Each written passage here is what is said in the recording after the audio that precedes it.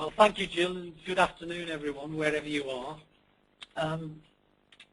Just to kick off and give you a brief overview of where we are, we started back in 2010, and we started with digital inclusion and what we are doing about it, and particularly about our strategy. So today, I'm hoping to at least attempt to answer some of the questions on here and talk you through where we are at Wolverhampton Homes.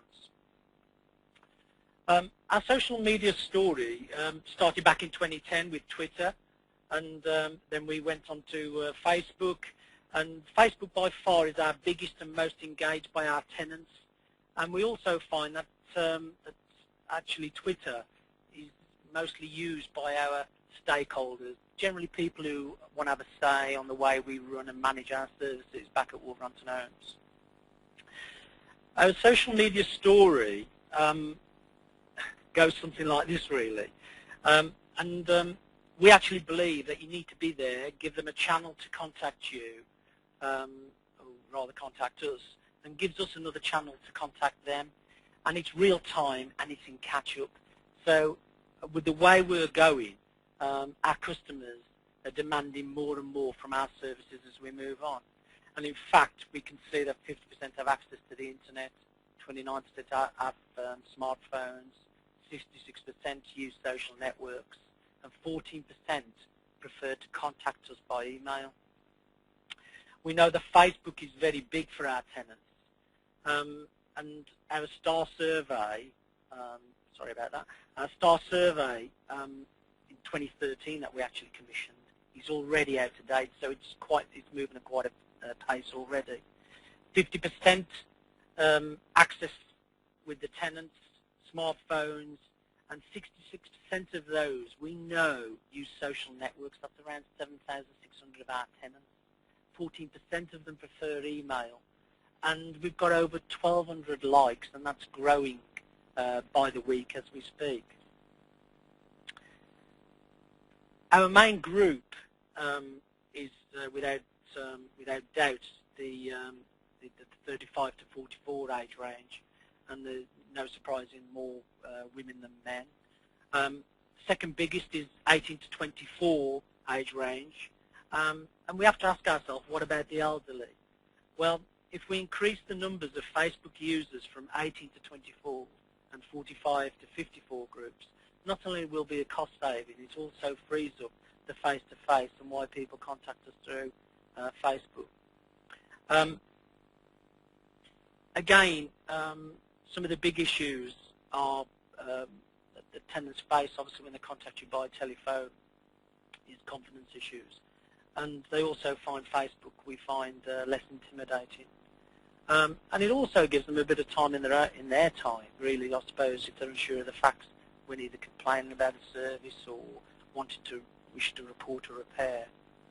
And we also find that tenants find it easy to post, it's free, no phone, no hassle, and there are no language barriers because our web page is very meets all the diverse needs of the people we're serving back in Wolverhampton, and it's easier to post than talk, we believe. So, kinds of things about what do they say? Well, they complain. Despite me not being happy with this one, but it's about a tenant who's come to us and said, you know, job's not done, what the hell's going on, basically. But despite this, they also compliment, which is more promising, I suppose, than a complaint. However, now starting to post our tenant satisfaction questionnaires through social media as well. Moving on still, what do they say? Well, they send us photos, and I'm sure we've all got these. And between the tenants, we often find we get the tweets, and tenants often have discussions amongst themselves. We can't always answer fully. We find that we can't always answer fully, but we do need to talk sometimes to them over the telephone. This is a way of channeling through some of the communication that we have. Just moving on to our approach, well, we kicked off with a dedicated comms team who've got a massive amount of experience in social media and being able to guide us through this channel. which is relatively new to all of our staff. But some of the lessons that we've learned, and it's always we've used the comms team as well as a way of morphing this basically into the rest of our business, so mainly our call centre. We find that we have to be open, we have to be honest, we have to be human, and we have to use our call centre wherever we can, so recognising that calls will still come into the call centre. And we also are training our planners because, as I'll move on a bit later into repairs, we've switched off like our dynamic scheduling at the moment, and we do manual scheduling with our planners. We always reply, we never delete any posts that have been done. We're honest about our failings and we're humble about our successes. And I think above all, we have to be human about it, as I've said earlier, but it's the tone. It doesn't have to be corporate, and we always try, wherever possible, to use names. We started really off with our housing inclusion team, and then we've done some energy advice and surgeries. We've used our tenant engagement team, and we also have a leaseholder page dedicated on our web page, and we're always learning and always growing, with our current project being repairs really. As I said, we started back in 2010 on this journey, and we've more recently introduced our repairs on demand. You might all be wondering what we've got the photos on there for, but it started off on one Saturday evening where I spent the night in a taxi rank, and I was absolutely gobsmacked with the 3,000 calls coming in over a few hours, and actually how they managed to schedule the work out. And it was amazing really, because the few telephone lines that they did have, the way they diagnosed those calls coming in, and I appreciate that a call to a taxi rank is not a repair request, but if you use it in the same context as a repair request, it was magnificent how they managed to meet all their customer demands in a short amount of time.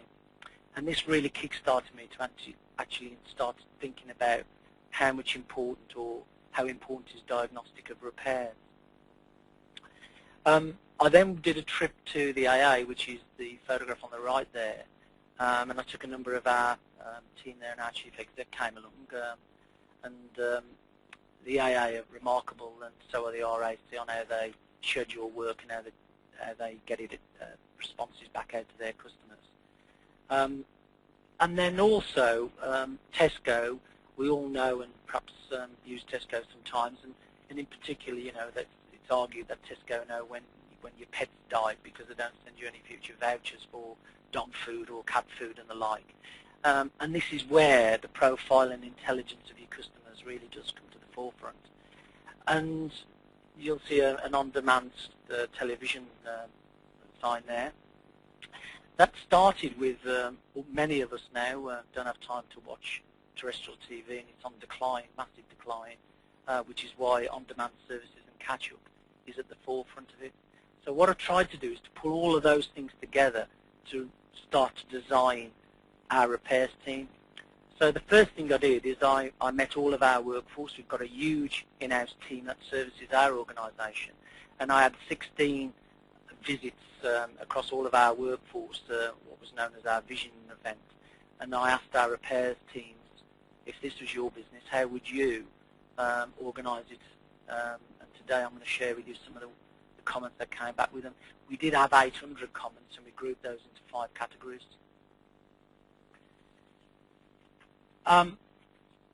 It's more than just another channel to us. You know, digital by default claim that there could be potential savings of £340 million a year by doing more of our services online.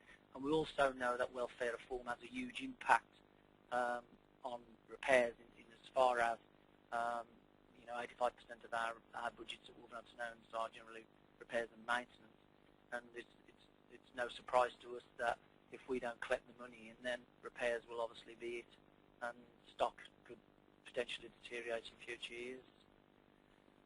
Which means, really, these are some of the costs which are coming out to us from some of the researchers that are doing it. And there's plenty on this, just to share with you. It will grow, but what we think it builds capacity and it allows us to focus on issues that really do matter, welfare of all. And you can see there some of the stark costs of doing face-to-face interviews as opposed to shifting to a different channel to do work. So where we're coming from is we've introduced a fix-it and a fix-it at your convenience. Basically telling tenants if you don't want the job done on today, then don't ring us today. However, if you want to make an appointment with us at some point, you can. I do believe, on a personal note, that we've all been driven to make appointments sometimes at the expense of getting the repairs done. And this has sometimes distracted us really on creating and following indicators, KPIs, at the expense of sometimes getting the job done. So what we do now is we get a call in from a tenant, we do limited diagnostics on that, we then pass it straight out to our planners, and then our planners schedule that job to be done either the same day or at the tenant's convenience.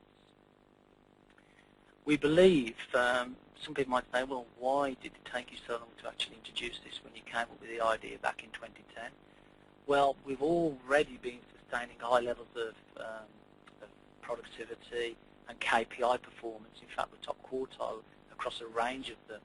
And it's a brave decision really to take to radically change the whole of your repair service when you're actually meeting all of those indicators. So what we've been doing is gathering as much intelligence about our repair service and doing a range of tasks, basically to analyse jobs as they've been coming in to see whether we can actually meet the demand. And then I have to say on some days we won't be able to. However, by introducing the fix-it and fix-it at your convenience, we have improved the capacity. And we've also introduced what's known as our Learning Education Achievement Programme. And as Jill mentioned, there was the Learning Today, Leading Tomorrow booklet, which is well worth a read because it tells our story about some of the work we've done on building capacity within the organisation. And in particular, what we've done is we've moved, we've got some highly individual, skilled, multi-trade operatives. The work we did on analysing the work that came in, we found that that work could actually lend itself to a single trade orientated type person to be done. By using a single trade person, you'll appreciate that will be at a lower skill rate and will also be at a lower rate of pay than a multi-trade person. So the idea is we're building capacity in our organisation through single trade operatives to back up fix-it and fix-it at your convenience. We've introduced a ring and ride. It's not a bus service, but we reckon that while our highly paid multi-trade operatives are actually out there replacing boiler parts and the like, they can ring for the part and then the part will be sent out to them rather than them travelling around the city collecting those parts to fit at a later stage. This has increased our productivity tenfold really, and we're completing up to 8 jobs a day per person. We've got fewer no accesses now, so we're not busy fools. They're running currently at 1.1%, and we've got fewer jobs passed back, which is less than 1% at the moment. We removed our bonus scheme because we reckon that with the scheduler being switched off, we've got an increased amount of work which can be now passed through to our operatives because the operatives diagnose the repair on arrival at the job, and then we allocate no jobs roughly taking more than 45 minutes at the moment. If it does, they ring back and ask permission. So at least we can try and accommodate that in the same day. There's been little or no effect on voids. Our response void turnaround is around between 7 and 9 days turnaround. Just going on to the empowered and engaged staff, we're a times 100 company. We came in at 40 in 2013, and we believe this is a great commitment, and this has really helped us to introduce fix-it and fix-it at your convenience. But above all, our customers are happy because they've got a choice in services that really fits in with their lifestyle, the smartphones, their tablets, and the like. We also believe that everybody in Wolverhampton Homes has a responsibility for our online services. And it's not just about social media. Our website is designed to be tenant friendly.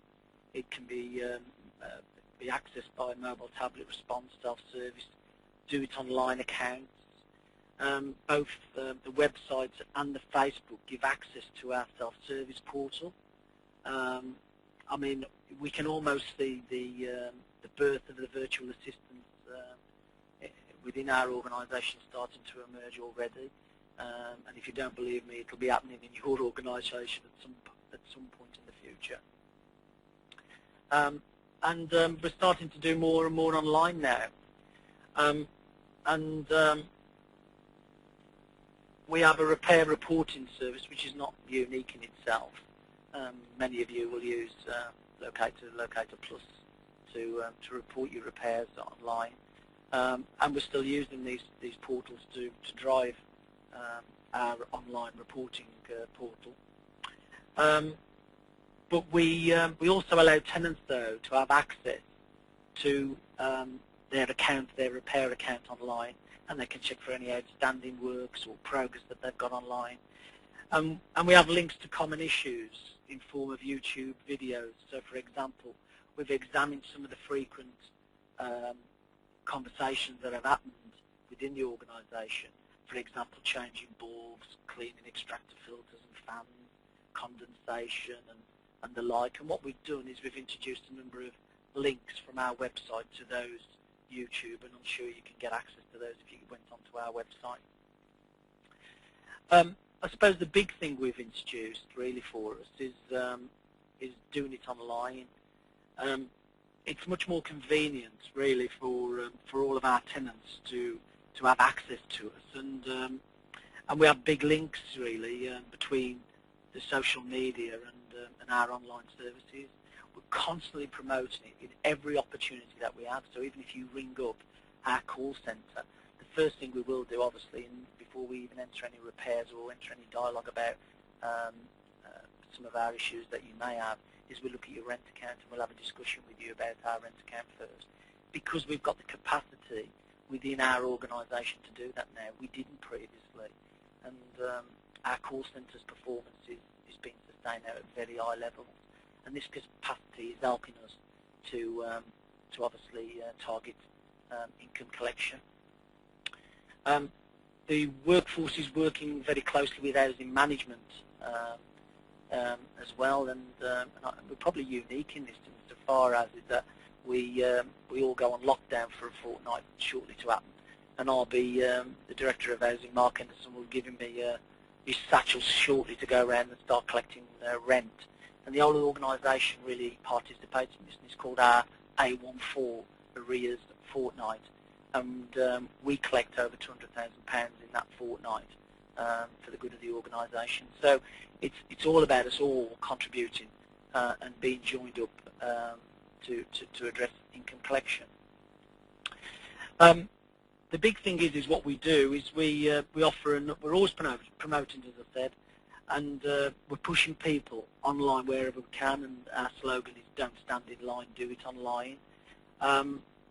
We've started offering Amazon vouchers and offering one tablet a month, and we've got a massive collection on collecting emails. But again, what about those offline? We've introduced, particularly in some of our hotspot areas, we've introduced free Wi-Fi and free access in our one-stop shops. We've actually got installed some standalone computers in our one-stop shops so people can have access to it.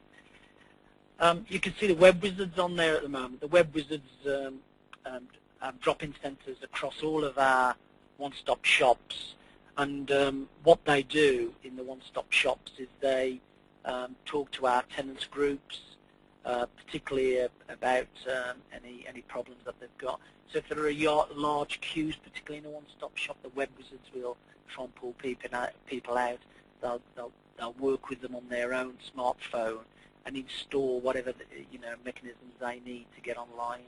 They'll introduce our web page to them and show them and talk them through the way they can gain access to our service.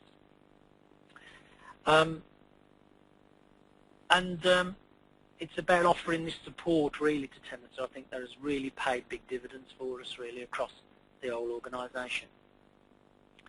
So for me, my advice really is really go for it, learn from it, let it grow, and reap the rewards wherever you can. And I am happy to take any questions from you, and I'm sure Jill has been working with you on those. And thank you for listening to me. Brilliant. Thank you very much, Shaun. That was a really excellent presentation. You're correct. We have had a number of questions coming in, so I'll go through those in order for you, if that's okay. But as always, please feel free to continue to post questions, and we'll get through as many as we can for the rest of the session. So if I can just, first of all, I'm going to take a question from Tim, first of all. Tim's asked the question, how do you think this could be extended to external contractors rather than an in-house team?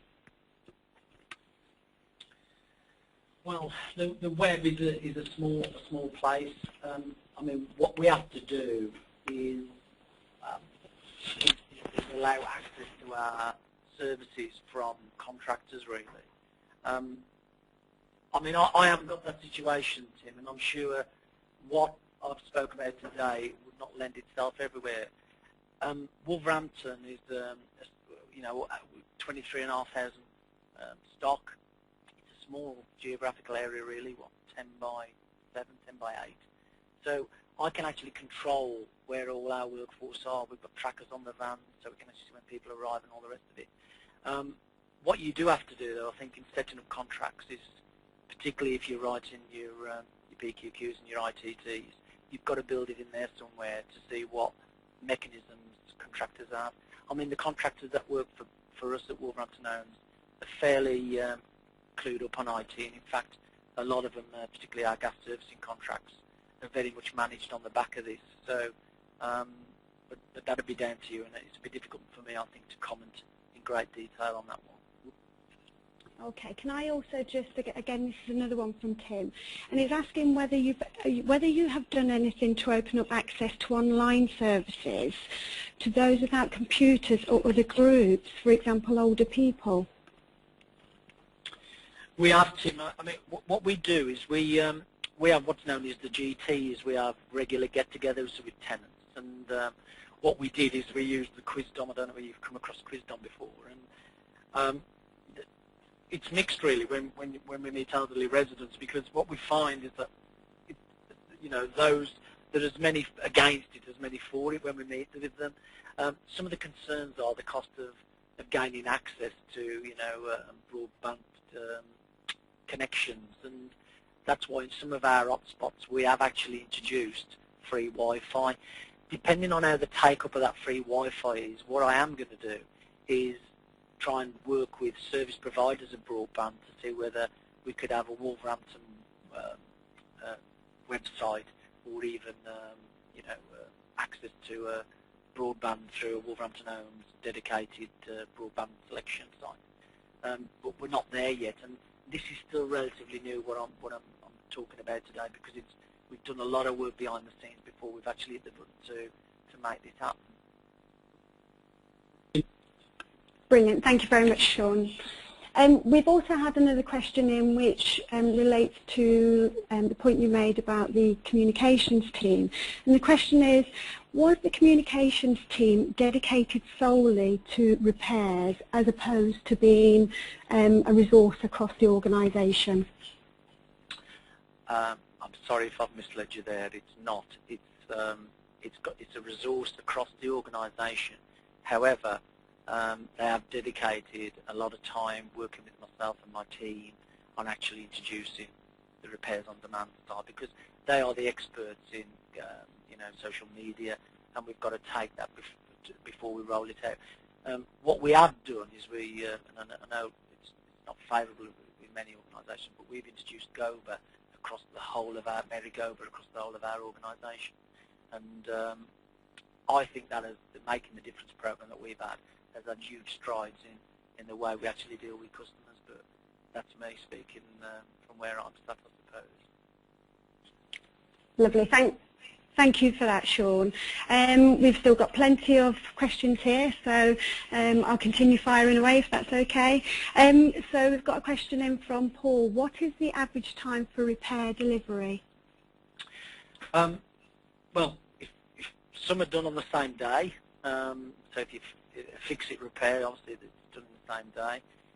Generally it's done within 4 hours. All jobs are done in less than 9 days. Brilliant.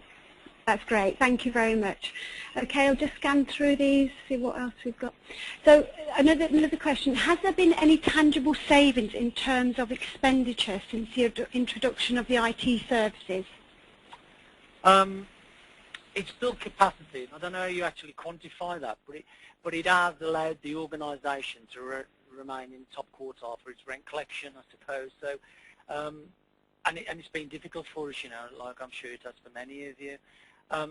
We've made some savings on fuel, as I've said already, and we've had an increase in the number of jobs done each day. And the average cost of jobs, which slips me at the moment, I've got it in front of me, but it's lower than it ever has been, because we get in there and we get it done. And when you actually look at the number of staff that we've got running our repair service, I would actually say we are lower than anybody in the country with the number of staff that we've got running our repair service at the moment.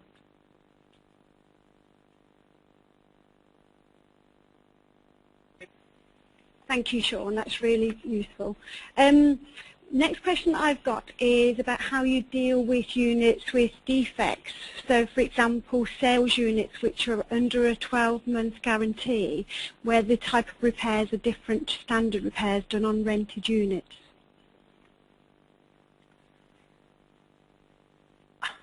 I think you're probably talking about warranties. Are we talking about warranties and guarantees? Yeah. When we're talking about warranties and guarantees, on our system, any work that takes place is loaded onto the system, so we know when the date is due and whatever.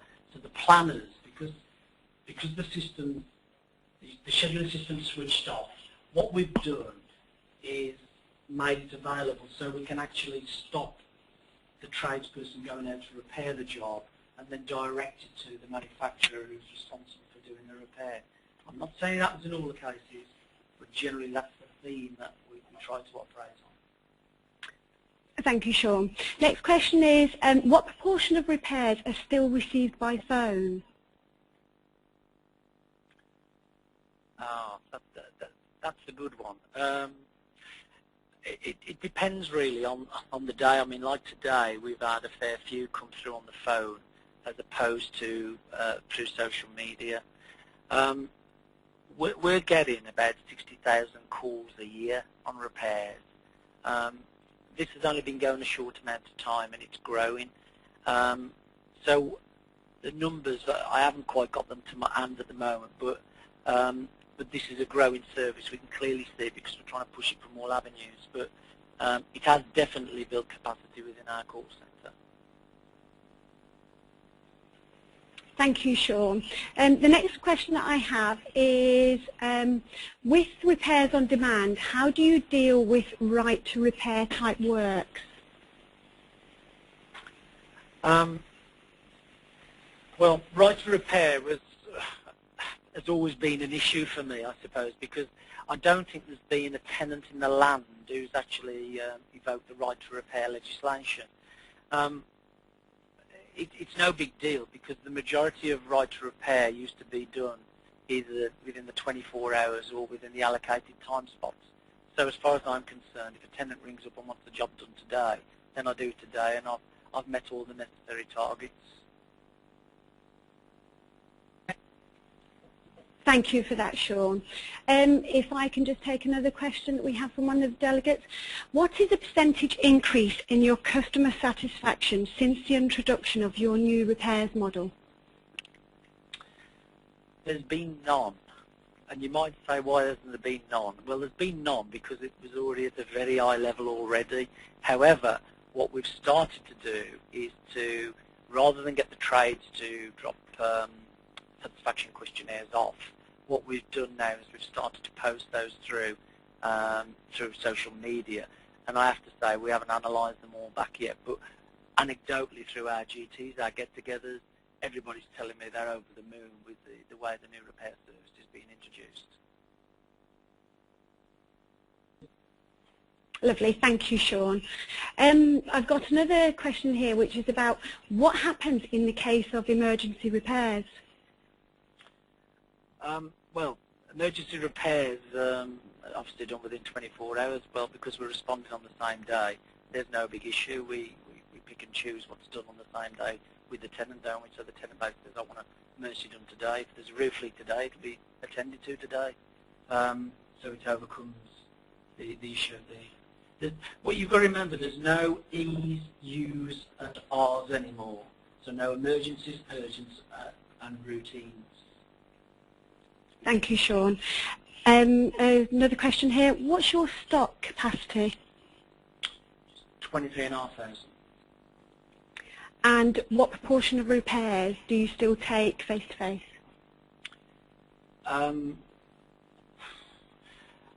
We don't take many face-to-face. However, when tenants come in to pay rents and talk to us through our one-stop shop outlets, they will report a repair when they're there. But what we're trying to do, because we're trying to work holistically with everybody in the organisation, and the idea is that we want to reduce the overall impact on face-to-face. So I don't actually have that figure of how many people have come in. Lovely, thank you, Shaun. We're getting towards the end of our questions, so I'll just finish off with, I've certainly got another one here, but obviously if there's any other area that you'd like to go through in a bit more detail, then please do as well. We're okay for time. Is there a dedicated repairs team within the call centre, or are all the call centre staff dealing with generic calls? Okay. The call centre is a generic call centre, so it deals with housing applications, it does with rent arrears recovery, it does generic housing management issues. What we did though, a large proportion of the work they did in there was repairs, and what you've got to remember is we generally had a non-technical person reporting a non-technical repair. The trades that we met, you may recall me saying that we went out on a visioning event with our trades. The trades were saying they often got it wrong, and I know this is a bit of 6 of one and half a dozen of the other, because when we went back to the call centre they said, oh no, that's what somebody said to me. But diagnostic has always been, I suppose, antagonistic really, and the issue for me is we've got rid of that now, because the call comes in and we have a fixed-it plumber, a fixed-it carpenter, and a fixed-it whatever it may be, plastering and so on. So we've got very few schedule of rates that the call centre can actually load, and then the idea is those go out to the planners with a brief description of what the work is. So it might be a toilet pan or front door sticking or lock change or whatever, and then the planners will actually slot that in. What the planners also have control of is trying to keep the workforce in a smaller geographical area.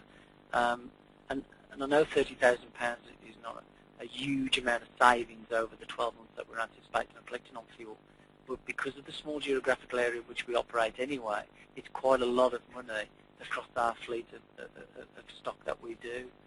So, and then the planners obviously then allocate that work out, and then at the end of every day, there's a maintenance manager, and they don't sit in the same place, by the way. The maintenance manager sits with all of the planners, and then they go through what's happened on that day, what have we missed, what could we have done better, and then all those jobs have been allocated out.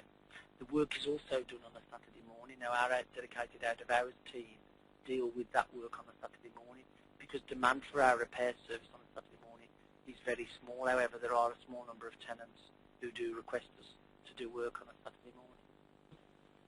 Lovely, thank you for that, Shaun. We've still got a few more questions, so that's great news. Keep them flooding in. One of the delegates is saying, if I understood you correctly, I think you were saying that appointments were affecting productivity. Could you say a bit more about that, please? So fix it at your convenience sounds like an appointment system. You'll all probably recall when we were all governed by the regulator, the Audit Commission, I think, and they drove a lot to do with appointments. And I'm not saying appointments that are such a bad thing, but what I'm saying is I think we're all very much bent on keeping the appointments made and kept, right first time, and all of these things. And I think we're all so heavily focused on that. What I think some of us did is forgot about the quality of the repair that we were doing. What I think the fix-it is, before I go on to the convenience bit, the fix-it basically is a small repair really. It's just that what we're finding is that the larger repairs that were, when they were diagnosed and all scheduled up, are not quite there as much as what we thought. Every job more or less that we raise now is a variation. So it goes out to our trades. Our trades then actually load the work that they're doing. And we're finding that most of the repairs that we're doing on response are less than 45 minutes at the moment. So the fix-it at your convenience, yes, it is an appointment, but it's the tenant's choice. So the majority of you out there who have the old E's, U's and R's with appointment systems, there's no facility for tenants, there's no channel for tenants to actually organise their repairs other than having an appointment with you. I'm saying it's at the tenant's choice what they want, and we'll accommodate them wherever they need, and we're not driven by appointments. Thank you, Shaun. Time for another couple, if that's okay. There's a question here about how the operatives manage follow-on works and whether they book whilst on site. Well, you saw that my jobs passed back was always a big one for me, and follow-on work in particular, because I've always been unhappy with follow-on work, and I'll tell you why. Because when you look at the call centre, and this is, I think previously it may have been Tim who asked the question, on the follow-on, the capacity that this has built back into the call centre, because what we found is that when we started to do, we've done a lot of work on intelligence. Remember, I've been working on this since 2010, and what we found is that a lot of the calls back into the call centre were repeat calls, and they were chasing up some of the follow-on work that we failed to complete or properly organise when we were going to complete it with tenants. So to me, the level of follow-on work is relatively low, because the planners are organising the trades. It's if it is a large job, the trades then organise for a mobile supervisor to attend the job, and then the mobile supervisor then will plan that work in. That's called planned on demand, and then our planned on demand team will go out and do that work under the supervision and guidance of a supervisor, and the supervisor will be held accountable to deliver that work. The planned on demand, which is worth a mention, because you might say, well, how do you meet all the demand if everybody wants all their jobs done in one day? And that is in itself challenging, I have to say. What we do is sometimes we pull people off some of the planned work to assist us to do this in the day. We've built additional capacity through our LEAP. Again, that's our Learning, Education, Achievement Programme, and we're planning to take on more single task-orientated trades as well. Okay, so following on then, if the description of the repair is not clear when it goes to the planners, do the planners contact the customer directly to get more clarification, or does it go back to the call centre? It goes neither there. What happens is the trade is sent to the job. When the trades colleague arrives on the site, they'll ring us back within 15 minutes or so to ask us, saying, oh, this is a much bigger job, it's a planned on job, and then the supervisor will be in attendance to basically schedule the work up and make an appointment with the tenant to get the job done. Thank you, Shaun. Very comprehensive answer. Thank you. Last sort of couple. If the tenant wants the repair done that day, but you don't have the capacity to do it, you know, how does that get managed? Well, it hasn't happened yet. It hasn't happened yet. However, we do anticipate it happening. I mean, you probably all recall the condensating pipes of a few years ago. We were absolutely inundated with calls that came in on that day, and there's no way that we would do it. When we consulted with tenants on this, we did actually say that there would be a time when we would have to say, I'm sorry, the plan on the repairs on demand service is suspended for the moment while we meet all the emergencies that come in. But again, that's no different to any of you now when you get a lot of emergencies or urgent or routine work. Is it, what would you do if you had a lot of emergencies on the same day? You try and draft in all the resources you can, you try and abate your problem, but your normal, and then you resume back to normal services when services would allow, wouldn't you? So that's what we would do in that situation. And Shaun, do you have any idea offhand about the percentage of your repairs that you managed to fix in one visit? We're in the I-87, 88 at the moment. So it's about 87, 88% at the moment we're actually completing right first time. All of the fix-its that we're getting, we're more or less doing all of them because the trades, what you've got to remember, this service was designed by the trades almost. So the most important part is that we got the 800 comments from the trades, and then we went back and basically presented this service back to the trades on what they've designed, and they're so engaged and up for it that they don't want it to fail, to be honest with you. Lovely. So what time do repairs have to be reported by to qualify for the same day completion? We cut off about 3 o'clock. We cut off about 3 o'clock on the day, and what we find is if there is any follow-on work, which is very small, it's less than, I think I said 1.1%, I think in my slide, what we find is that we do that work between 8 and 10 the following morning, because a lot of tenants, if they're dropping the children off at school or the other issues they've got, then they don't want us necessarily in those days. So we try to keep arrangements to get into the house between 8 and 10 the following day. And do you have an idea of what is the split in reactive workload between fix-it and planned on demand? I do.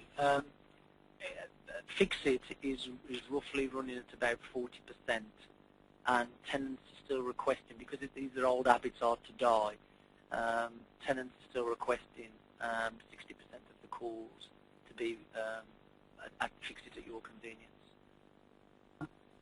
Lovely. Thank you for that, Shaun. I think we've probably still got another couple of minutes for any more questions. So again, please keep putting your questions forward to Shaun. Interesting question about measuring. At the end of this process, how will you know what you've done is a success? I'll keep it short. I mean, I suppose the best gauge of all of it is your customers and your tenants, isn't it, really? And I suppose there's a number of indicators. It's not just repairs. Like I mentioned, we're very much engaged and conscious that repairs get paid for out of rents, and it's in our interest to support housing management colleagues in the collection of rent. But the secret is in the indicators, really. I mean, we're getting a lot of anecdotal information back from tenants, and they're absolutely loving it. We're getting lots of post-its on our Twitter accounts and on our Facebook account about it. So there's a lot of discussion about it at the moment, which I think will be self-promoting in itself, really. And the capacity it's built as well within the call centre. I mean, the morale in the call centre at the moment is at an all-time high, and that's been noted more recently at some of the talk times that we've had with our staff. Thank you for that, Shaun. Do your operatives gain immediate feedback from following the repair? We have toolbox talks, weekly toolbox talks with all our trades, and we have one-to-ones with our trades as well. And the idea is that we give them feedback, and that's good and bad. So if we feel that there's a trade who's perhaps not done what was expected of them, then we'll have words of encouragement to make sure that doesn't happen again. We're just having a very quick skim through all of the questions, and I think, looking at everything, I think we've actually we've covered most of them. In terms of that last question that you had, Shaun, does the customer provide direct feedback then as well as part of the feedback process that you would do with the operatives? Well, what you've got to remember is those tenants that prefer to use the Facebook accounts to contact us will, that they will come back to us straight away with a comment about the quality of the repair, or not, as the case may be in some instances. But what we are starting to do is to post the tenant satisfaction questionnaire out by the use of our social media, and we haven't quite analysed all of those back yet. Because this is a relatively new service that I'm talking to you about. We've only been running this for about 3 months now. And I did it for 3 months because we've got the winter upon us, and you guys know as much as me that depending on how the winter goes, it's going to be some trying times for this service that we'll be doing. However, nevertheless, I'm quite proud of the team that we've got who have been working with us on this, and the dedication of the staff and the trades that have been working on it has been second to none. So I'm particularly proud of the team that I've got on it at the moment, and we have every confidence that we'll deliver. Brilliant, thank you, Shaun. It'll be really interesting as well to see how that new process goes in terms of the feedback. I think we've covered all of the questions that we've had today, so I think in terms of time we've done brilliantly. We've covered everything. Without further ado, what I'd like to say, thank you very much to Shaun for your time today to provide us with this excellent member webinar, and just the sheer scale of the questions that we've had in has shown that it's a really engaging presentation. So thank you for that, Shaun. All delegates will receive a link to the recording of the presentation, and we'll make it available as a member access through the Institute's website.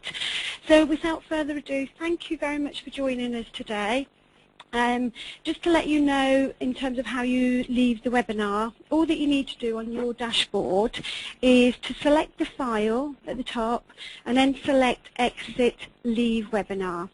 Thank you again for taking part in today's webinar. The organizer has ended the session.